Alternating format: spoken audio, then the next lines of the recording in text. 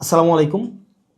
ধরেন আপনার এলাকায় এই মুহূর্তে আপনার পাশ দিয়ে বয়ে চলা নদীতে একটা লাশ ভেসে উঠলো। তখন আপনি তৎক্ষণাৎ পুলিশকে খবর দিলেন যে এই লাশটাকে উদ্ধার করার জন্য, যে এই লাশটা এসে উদ্ধার করে পোস্টমর্টেম করে যে আইনগত প্রক্রিয়া আছে সেগুলো মেনটেন করার জন্য পুলিশ আসলেন। পুলিশ এসে সেই লাশটা আপনার বাসা থেকে ফর এক্সাম্পল 50 কিলোমিটার দূরে আপনার সদর হসপিটালে নিয়ে গেলেন। সেখানে পোস্টমর্টেম করা, সেখানে হচ্ছে ডোমকে রাজি করানো, তারপর হচ্ছে জানাজা, দাফন কাফন, এই প্রত্যেকটা কার্যক্রম পুলিশ নিজে উপস্থিত থেকে করলেন বা করেন। এটাই, পুলিশ ছাড়া এই কার্যক্রমগুলো কেউ করে না। অথবা কেউ হারিয়ে গেলেন, অথবা কেউ আত্মহত্যা করলেন, এই যে কার্যক্রমগুলোকে আমরা পুলিশকে দিয়েই হচ্ছে আমরা করতে হয়। এখন কয়েকটা প্রশ্ন এখানে। আপনার বাসা থেকে বা নদীর পাড় থেকে লাশটা জেলা সদরে নিয়ে যাওয়ার জন্য যে খরচটা হয়েছে, অ্যাম্বুলেন্স ম্যানেজ করা, ডোম ম্যানেজ করা, হসপিটালের যে খরচ, এই খরচটা আসলে কে দেয়? এই খরচটা দেয় হচ্ছে সেখানে নিয়োজিত যিনি দায়িত্বপ্রাপ্ত এসআই, কনস্টেবল বা যিনি যান, পুলিশের যে সদস্য যান, তাকেই কিন্তু এই খরচটা বহন করতে হয়। যেই 10-15 হাজার টাকা খরচ হয়, তাকে এই খরচটা বহন করতে হয়। যদিও সরকারি নিয়ম আছে যে এই খরচটা ফেরত দেওয়া হয়, কিন্তু যেই টাকা খরচ হয় আর যেই টাকা ফেরত দেওয়া হয়, ফর এক্সাম্পল 10,000 টাকা যদি খরচ হয়, সেখানে ফেরত দেওয়া হয় 500, 800, 1,000, 2,000 টাকা। তো সেটা দেখা যায় খরচ হওয়ার তুলনায় প্রাপ্তির যেই ব্যবধান, সেটা দৃশ্যমান অনেক বেশি ব্যবধান। তো এই পুরো খরচটা কিন্তু পুলিশকেই বহন করতে হয়। দ্বিতীয়ত হচ্ছে, আপনি যদি আপনার এলাকার থানাগুলাতে যান, থানাগুলাতে গিয়ে যদি দেখেন যে আপনার এলাকার এসআই, কনস্টেবল বা আপনার যারা সেবা দিয়ে থাকেন যে পুলিশগুলা কোন ধরনের পরিবেশে থাকেন, আপনি বিশ্বাস করেন, যদি আপনি ওই পরিবেশটা দেখেন, আমরা ইউনিভার্সিটিতে যেভাবে গণরুমে ছিলাম, এক রুমে গাদাগাদি করে অনেকজন, ফ্লোরিং করা, শুধুমাত্র তোষকটা থাকতো, উপরে ফ্যান নাই, যথাযথ পয় নিষ্কাশন ব্যবস্থা নাই, তারপরে হচ্ছে ভেন্টিলেশন সিস্টেম নাই, একটা মানবীয় জীবন বলতে যেটা বোঝায়, আপনার থানাগুলোতে পুলিশরা সেই ধরনের পরিবেশে থাকে। এখন একটা পুলিশ আপনার ডিউটি করে এসে রাতে যদি এই ধরনের একটা পরিবেশে ঘুমায়, আমরা কি তার কাছ থেকে প্রত্যাশিত সেবা আমরা কিভাবে এক্সপেক্ট করব? মানে এটা এটা একটা মানবীয় জীবন থানাগুলাতে আসলে পুলিশের জন্য ব্যবস্থা করা হয়েছে। এত বছরেও পুলিশ এই সেবাগুলোতে, এই মৌল মানবিক পুলিশের যেই বেসিক যে সেবাগুলা, সেগুলো এখনো পর্যন্ত কিন্তু সংস্কার করা হয়নি। তৃতীয়ত, সবচেয়ে গুরুত্বপূর্ণ এবং তৃতীয়ত যেই অসুবিধাটি আমি থানাতে দেখলাম এই কয়েক মাসে, সেটা হচ্ছে আপনার থানা থেকে একটা অপরাধ কার্যক্রম সংগঠিত হয়, ফর এক্সাম্পল 15 কিলোমিটার, 20 কিলোমিটার দূরে। একদিনে অনেকগুলো অপরাধ কার্যক্রম সংগঠিত একটা থানায় হতে পারে।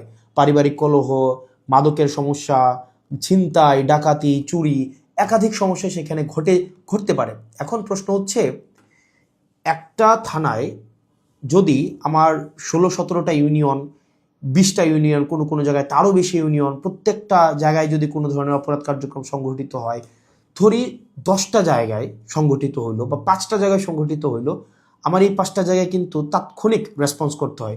এখন তাৎক্ষণিক যদি আমরা রেসপন্স করতে চাই, সেই জায়গাগুলোতে পৌঁছাইতে অবশ্যই অবশ্যই আমাদের গাড়ির প্রয়োজন। মানে গাড়ি ছাড়া পায়ে হেঁটে তো নিশ্চয়ই এই ধরনের কার্যক্রমগুলোতে কখনোই পুলিশ তড়িৎ কোনো সিদ্ধান্ত বা তড়িৎ কোনো অ্যাকশন নিতে পারে না। কিন্তু আপনি যদি থানাগুলো যান, দেখবেন কোনো থানায় 10টা গাড়ির প্রয়োজন, 6টা গাড়ির প্রয়োজন, সেখানে থানাকে দেওয়া হয়েছে 1টা গাড়ি, 2টা গাড়ি। এখন পুলিশ তার বাসায় বসে থাকে না। আপনি কল দিলেন যে এখানে ঝামেলা হয়েছে, মানুষ মারা গিয়েছে, চুরি হয়েছে, খুন হয়েছে, পুলিশ কিন্তু আসতে হয়। তাহলে পুলিশ কিভাবে আসে? পুলিশ দেখা যায় একটা ভ্যান ভাড়া করে, একটা অটো ভাড়া করে, অথবা দেখা যায় একটা লেগুনা ভাড়া করে, সেইটা করে কিন্তু তাকে যেতে হয়। ওই যে ভাড়ার টাকাটা, এই ভাড়ার টাকাটাও কিন্তু পুলিশের পকেট থেকে দিতে হয়। দ্বিতীয়ত, এই যে ভাড়া করে যাওয়া আসা, তার যে এই সময় নষ্ট হয়, সেক্ষেত্রে দেখা যায় যারা অপরাধ সংঘটিত করে তারা কিন্তু ইতিমধ্যেই সে জায়গা থেকে চলে যায় এবং আমরা সেবা বঞ্চিত হই। সেজন্য আপনি যদি পুলিশকে যুগোপযোগী করতে চান, পুলিশকে যদি আপনি হচ্ছে তার সেবা তাৎক্ষণিক জনগণের কাছে পৌঁছাইতে চান, অবশ্যই অবশ্যই তার ট্রান্সপোর্টেশন ব্যবস্থাটা অবশ্যই অবশ্যই যথাযথভাবে করতে হবে। আপনি পুলিশকে ট্রান্সপোর্টেশনের গাড়ি দিবেন না। গাড়ি বলতে এখানে একটা পুলিশকে একটা গাড়ি, এটা বোঝানো হয় নাই। একটা কাভার্ড ভ্যান দেন, একটা 10টা পুলিশ একসাথে মুভ করতে পারে। তারপর হচ্ছে একটা থানায় যদি আপনি 5টা 6টা গাড়ি দেন, তাহলে সেক্ষেত্রে কিন্তু ওই এলাকার অপরাধ কার্যক্রম অবশ্যই অবশ্যই দৃশ্যমান কমে আসবে। কারণ পুলিশ ইমিডিয়েট রেসপন্স করতে পারবে। কারণ পুলিশ যদি ইমিডিয়েট রেসপন্স করতে না পারে, অপরাধ সংঘটিত হয়ে যাওয়ার পরে যদি রেসপন্স করতে হয়, সেক্ষেত্রে দেখা যায় দিন শেষে অপরাধী কিন্তু পালিয়ে যায়। সেজন্য পুলিশের দক্ষতা, পুলিশের সেবা যদি আপনি জনগণের দ্বারগোড়া পৌঁছাতে চান, অবশ্যই আপনার ট্রান্সপোর্টেশনের ব্যবস্থা উন্নতি করতে হবে। এখন আমাদের বর্তমান বিদ্যমান যে পুলিশ ব্যবস্থা রয়েছে, এই পুলিশ ব্যবস্থার থানাগুলোতে, আমি থানাগুলোর কথা বলবো, থানাগুলোতে তাদের অ্যাকোমোডেশন সমস্যা, তাদের বাসা, তাদের থাকার জায়গা নাই ঠিকঠাকভাবে, গণরুমের মতো তাদেরকে থাকতে হয়, এবং তাদেরকে যে বেতন দেওয়া হয়, এই বেতন দিয়ে যে একটা স্বাভাবিক জীবনযাপন করবে সেটা কোনোভাবেই সম্ভব না। দ্বিতীয়ত হচ্ছে আপনি তাকে ট্রান্সপোর্টেশনের ব্যবস্থা করছেন না যথাযথভাবে। আপনি তাকে দেখা যাচ্ছে যে আপনি তাকে ঢাল তরোয়ার ছাড়া, ট্রান্সপোর্টেশন ছাড়া আপনি অপরাধী ধরতে পাঠাচ্ছেন, টহল দিতে পাঠাচ্ছেন। সেক্ষেত্রে কিন্তু তাকে ট্রান্সপোর্টেশন ম্যানেজ করা এবং সেখানে যে ভাড়া মেটানো, সেটাও কিন্তু তার পকেট থেকেই করতে হয়। সরকার যে অ্যালটমেন্টটা দেয়, সরকার যে বরাদ্দ দেয়, সেটা খুবই খুবই প্রয়োজনের তুলনায় অপ্রতুল। তৃতীয়ত আপনি পুলিশে একটা আমি অনেকগুলো অফিসারের সাথে কথা বলেছি, রিটায়ার্ড অফিসার, চাকরিরত অফিসার, তাদের সাথে কথা বলেছি। পুলিশে ম্যানেজ করে নেওয়া একটা কালচার আছে, ম্যানেজ করে নেওয়া একটা কালচার। ফর এক্সাম্পল, আপনি কনস্টেবলকে পাঠাইলেন কোনো একটা জায়গায় আসামি ধরার জন্য, সেখানে 5,000 টাকা খরচ হবে যে আসামিটা ধরতে, ট্রান্সপোর্টেশন কস্ট বা তদন্ত এই জায়গাগুলোতে। তখন কনস্টেবল তার ঊর্ধ্বতন কর্মকর্তাকে উনি বললেন যে স্যার টাকা কোথায় পাবো? তখন বলে ম্যানেজ করে নাও। এখন ম্যানেজ করে নেওয়া অর্থ সেটা নিশ্চয়ই আমরা বুঝেছি, ম্যানেজ করে নেওয়া বলতে কি বোঝাচ্ছে। এবং আরও শঙ্কার বিষয় সেটা পুলিশের অনেক বড় বড় প্রোগ্রাম হয়। এই প্রোগ্রামে অনেক ক্ষেত্রে, সব ক্ষেত্রে না, কিছু কিছু প্রোগ্রাম আগে হতো, এখন বর্তমানে আছে কিনা এটা আপনারা জানাবেন। আগে এরকম নাকি হতো, পুলিশের অনেকেই জানিয়েছে এরকম নাকি হতো, একটা বড় প্রোগ্রাম হবে, এই প্রোগ্রামে দেখা যায় ঊর্ধ্বতন কর্মকর্তারা অধীনস্থ কর্মকর্তাদের ভাগ করে দিত যে খাবারের দায়িত্বটা তোমার, ডেকোরেশনের দায়িত্বটা তোমার, লাইটিংয়ের দায়িত্বটা তোমার। তো এখন টাকা আসবে কোন জায়গা থেকে? ম্যানেজ করে নাও। তো দেখা যায় অধস্তন কর্মকর্তারা সেটাকে ম্যানেজ করে নিতেন। তো নিশ্চয়ই ম্যানেজ করাটা সরকারের দায়িত্ব, ম্যানেজ করা তো অবশ্যই কোনো কর্মকর্তা কর্মচারীর দায়িত্ব না। কিন্তু দেখা যায় অধিকাংশ ক্ষেত্রেই সরকার যে বাজেট বরাদ্দ দেয় পুলিশকে, এবং যেই পরিমাণ পুলিশের প্রয়োজনীয়তাটা, যেই পরিমাণ আমরা দেখলাম ল অ্যান্ড অর্ডার রিস্টোর করার ক্ষেত্রে, সামাজিক শৃঙ্খলা বজায় রাখার ক্ষেত্রে, শুধু যে গুম খুন এগুলো নিরসনের ক্ষেত্রে পুলিশের অবদান বা পুলিশের কার্যক্রম বিষয়টা এমন না। স্বাভাবিক শান্তি শৃঙ্খলা, নিরাপত্তা, জীবনমালের নিরাপত্তা নিশ্চিত করার ক্ষেত্রে কিন্তু পুলিশের স্বাভাবিক অনেক ধরনের কার্যক্রম হয়।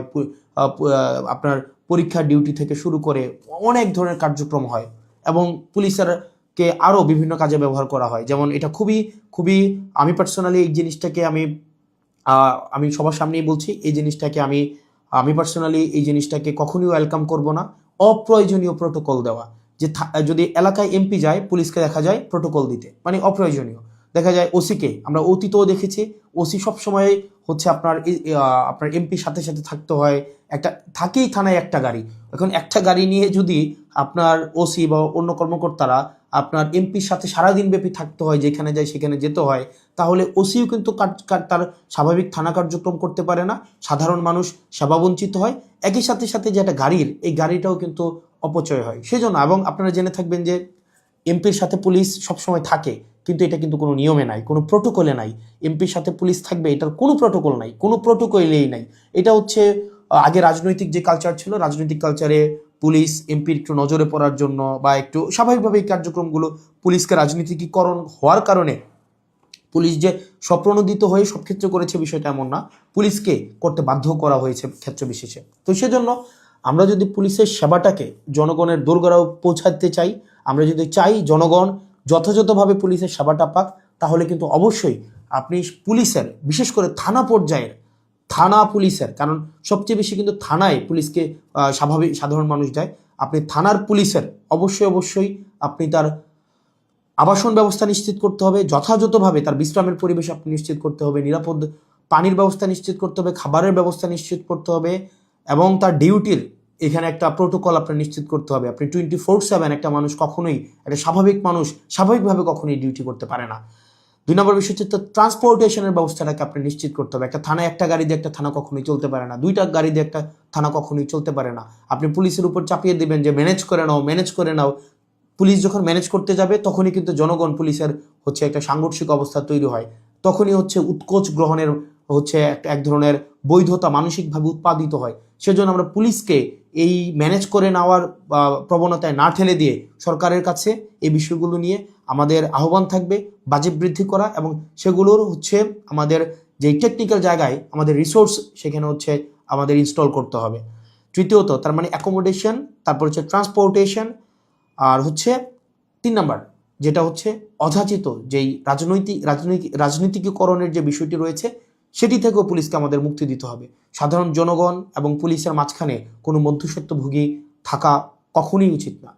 তো আমরা পুলিশের কখনোই, আমরা শুরু থেকে, আপনি যদি যান আমার টাইমলাইনে এখনও আছে যে অগাস্ট থেকে 2024 অগাস্ট থেকে পুলিশের যেই টেকনিক্যাল হচ্ছে রিসোর্স ইনস্টল করা, তাদেরকে সেটাকে এনরিচ করা, পুলিশকে জনমুখী করা, রাজনৈতিক প্রভাবে বলের বাহিরে নিয়ে যাওয়া, তাদের আবাসন, স্বাস্থ্য, চিকিৎসা সেগুলো যেন যথাযথ হয় সেটি নিশ্চিত করা, তার পেশাদারি যেই ব্যয় হয় সেই পেশাদারি ব্যয় যেন সরকারি খাত থেকে হয়, তাকে যেন সেটির জন্য ম্যানেজ করা কালচারে না যেতে হয়, সেটির জন্য কিন্তু আমরা গুরুত্ব দিচ্ছি। সেজন্য আমরা সংসদে এই বিষয়গুলো নিয়ে কথা বলবো যদি আল্লাহ সুযোগ করে দেয়, এবং যেহেতু সুযোগ করে দিয়েছে একই সাথে সাথে সরকারের কাছে বা মানুষের কাছেও যে এই যে পুলিশের, আমরা যে তৃণমূলের পুলিশের যে জটিলতাগুলো সেগুলো আমার কাছে মনে হয়েছে সবার জানা উচিত, যেহেতু থানাগুলোকে আমরা এখন খুব ক্লোজলি দেখছি, সেজন্য সবাইকে জানানো। আর পুলিশের প্রতি আমাদের সবসময় সংবেদনশীলতা রয়েছে, এবং আমরা চাই পুলিশ জনগণের হয়ে উঠুক, কোনো রাজনৈতিক দলের না, পুলিশ হয়ে উঠুক সবার।